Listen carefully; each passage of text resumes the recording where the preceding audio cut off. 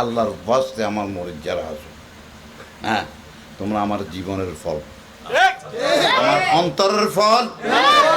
এই যুবকেরা, তোমরা আমার অন্তরের নাতি।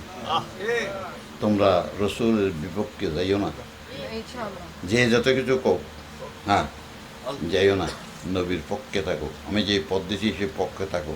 হ্যাঁ, তোমাদেরকে এখন যা যা আহ্বান করছে এগুলো করো, তোমরা বেহেশতে যাবা। তোমরা নিশ্চয়ই বেহেশতে যাবা, শান্তি পাবে, ইজ্জত পাবে। মুসলমানের দায়িত্ব আদায় করতে হইব, ঠিক না বেশি?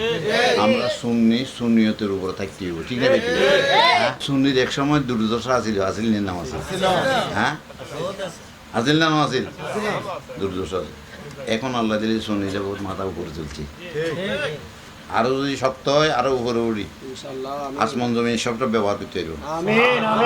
এই হাদিসের মধ্যে আল্লাহ কইছে, ওয়াদাল্লাহুল্লাযীনা আমানু মিনকুম ওয়া আমিলুস সালিহাত লা ইস্তাখলিফান্নাহুম ফিল আরদ।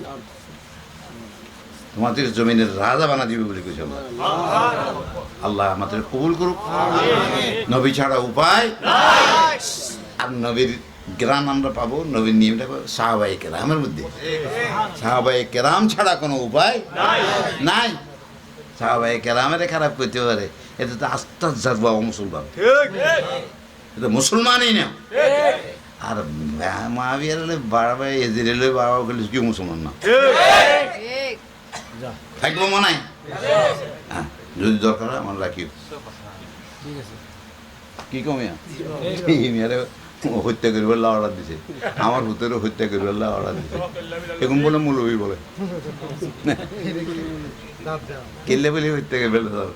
নবীর শান বাড়ালে তোর শান বাড়ে, ঠিক না? হত্যা করিব অর্ডার কি জন্য দিছে? হত্যা তো হইতো না। এরা যারা এই রাস্তা থাকিব মূল্যে শহীদ বাঁচলে গাছে দোনো দিকে সব, ঠিক না বেশি? হ্যাঁ, দোনো দিকে সব।